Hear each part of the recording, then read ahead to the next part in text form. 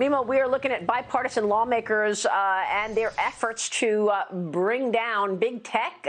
New legislation, new bills introduced in the House Judiciary Committee, aiming to make it more difficult for large tech companies to merge, create monopolies in the marketplace. The House Judiciary Committee set to vote on this antitrust package this Wednesday and these new bills. Joining me right now is Ohio Congressman, Judiciary Committee ranking member and Oversight Committee member Jim Jordan. Congressman, it's always a pleasure. Thanks very much for being here.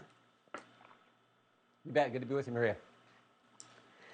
So I want to talk about these 5 bills and get your take on them, because it seems to me that Jerry Nadler's committee, he's the chairman of your committee, is not necessarily bothered by the censorship of Republicans. Tell me what these bills do and why Jerry Nadler is suddenly worried about the dominance of big tech. Yeah, I mean, look, we need to start from the basics. Big tech is out to get conservatives. We know that. We know what they've done to the president, the then sitting president of the United States. So we know they're out to get conservatives. This bill doesn't deal with the censorship that is happening, not just for elected conservatives or people in the media like you, but for, countless number of citizens across this country.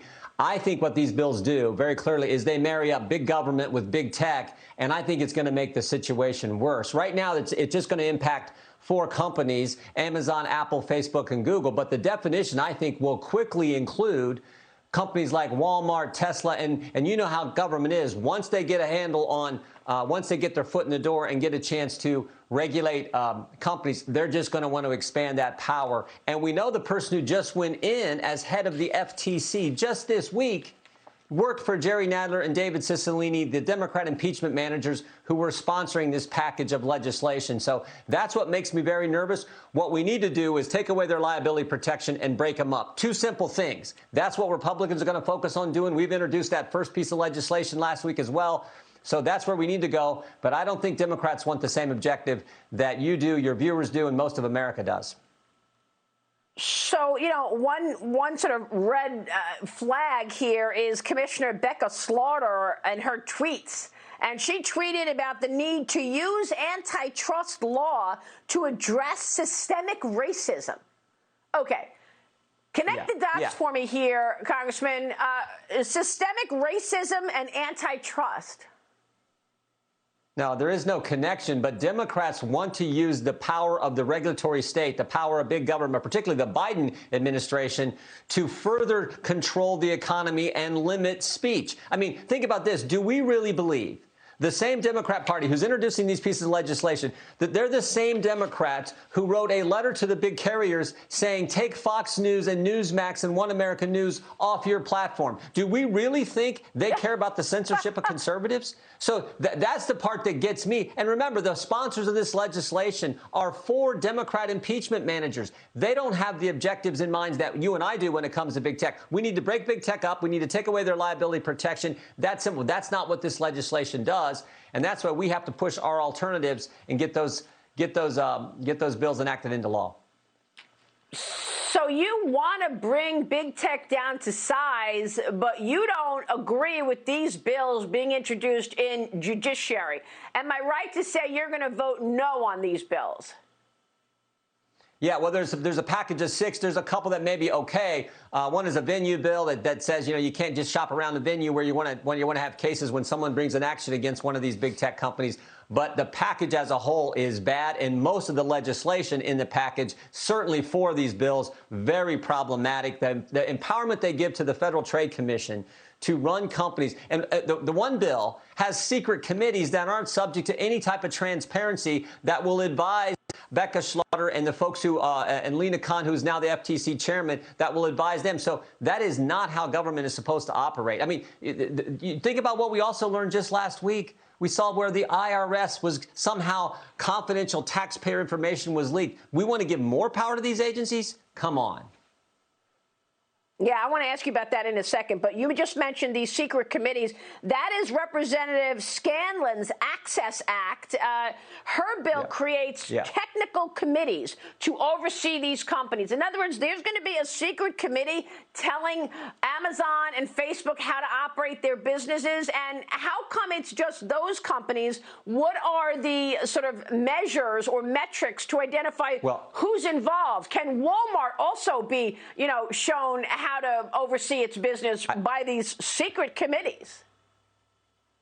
Right. The covered businesses they have to meet a certain definition. They have to have an online presence of so many million users per month. They have to have a market cap of $600 billion.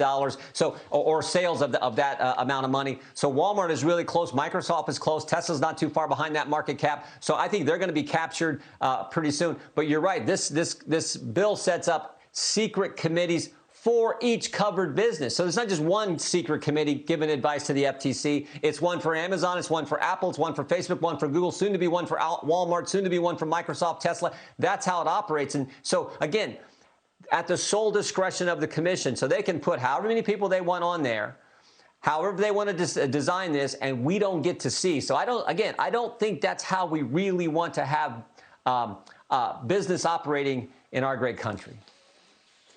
Yeah, I mean, I think you make so many important points, and this is a very important interview because so far, suddenly, everybody, in Congress is against big tech, and just to launch a bill to give the government more power is not the answer here. You want to remove 230. Will you be able to do you think you're going to win the majority in 2022 and be able to actually move legislation forward? Yeah, we're definitely going to be able to. I think we're going to win in 2022. And if we do, we will definitely move that legislation forward. But I think the fact that Democrats don't support taking away the liability protection, don't support a simple legislation to break these big tech companies up, that tells you everything. That tells you it's not about what needs to be addressed. This is about the Democrats. And remember, Maria, we've already seen where private companies, big tech companies can collude with big government to keep information from the American people, right? We saw it with the emails between Dr. Fauci and Mark Zuckerberg, the emails that are so much of are redacted. So we have seen this before. It's not like this is new. Now they're going to actually give all kinds of power to an agency, not just one doctor who works in an agency, but an entire agency. And we know the people who run that agency, the bias they have against conservatives to begin with. Well, what has happened is political operatives are now working at these companies, okay? So a lot of people from the Obama administration went to Facebook, went to Google, and they're under the guise of social media, quote-unquote, journalism. They're political operatives pushing a narrative, bottom line. Right. But you just mentioned the IRS leak. Let's talk about that because the FBI says it's launched an investigation into the leak of personal income and tax data of some of America's wealthiest individuals. What was the point here? Was a list of tax returns of billionaires like Warren Buffett, Elon Musk, Jeff Bezos. They didn't commit any crime. They used the tools that are available to them, but they still got their tax returns leaked. Is the IRS now being weaponized once again?